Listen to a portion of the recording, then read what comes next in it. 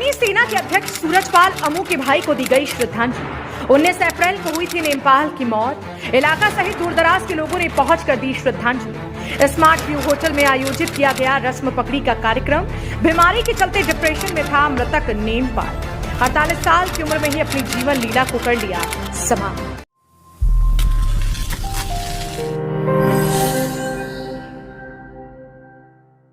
करनी सेना के राष्ट्रीय अध्यक्ष सूरजपाल अमू के छोटे भाई नेमपाल राघव की श्रद्धांजलि सभा का आयोजन सोहना के स्मार्ट व्यू होटल में किया गया, जिस श्रद्धांजलि सभा में इलाका सहित दूरदराज के सैकड़ों लोगों ने पहुंचकर नेमपाल राघव की छाया चित्र पर पुष्प अर्पित किए। साथ ही परमपिता परमात्मा से उनको अपनी चरणों में स्थान देने की प्रार्थना की। वह इस दुख की घड़ी में शोकाकुल परिवार को दुख सहन करने की शक्ति प्रदान करने के लिए भी प्रार्थना की और मृतक नेमपाल के बच्चों का ध्यान रखने व परिवार की परवरिश करने का जिम्मा मृतक के बड़े भाइयों को सौंपा। इस मौके पर कई जानी मानी हस्तियों सहित नेता, उद्योगपति, समाजसेवी व विभिन्न संगठनों से जुड़े लोगों ने पहुंचकर श्रद्धा सुमन अर्पित की। मृतक नेमपाल राघव अपने भाइयों में सबसे छोटा, बीमारी के चलते आया था डिप्रेशन में। प्रदेश के गृह मंत्री अनिल विज ने सोहना पहुंचकर दी थी श्रद्धांजलि।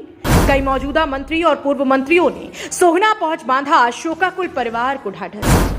बता दें कि बीजेपी के प्रवक्ता व करनी सेना के राष्ट्रीय अध्यक्ष सूरजपाल अमू के सबसे छोटे भाई नेमपाल राघव काफी समय से बीमार चल रहे थे, जिनको इलाज के लिए कई बड़े बड़े अस्पतालों में दाखिल कराया गया, लेकिन वो पूरी तरह से ठीक नहीं हो पाए और अस्पतालों से तंग आकर वो घर आने की जिद पर अड़ गए, जिनकी जिद को देखते हुए परिवार के लोग उनको घर तो जरूर ले आए, लेकिन शायद ये बात कभी किसी ने सपने में भी नहीं सोची होगी कि नेमपाल घर जाने की जिद क्यों कर रही है। आखिर उनके दिमाग के अंदर क्या चल रहा है और वो घर जाने की जिद क्यों कर रही?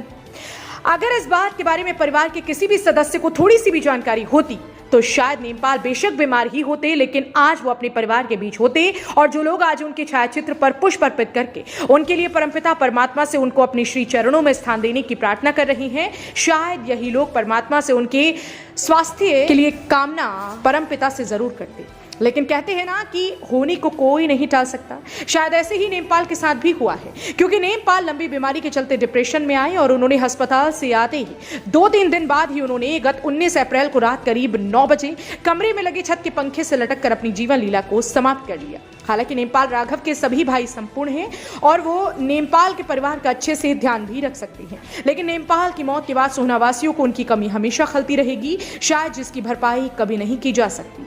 हरियाणा वरदान के लिए सोहना से संवाददाता विशाल राघव की रिपोर्ट। देश व प्रदेश की खबरों को सबसे पहले देखने के लिए हरियाणा वरदान चैनल को सब्सक्राइब करें, लाइक करें व शेयर करें।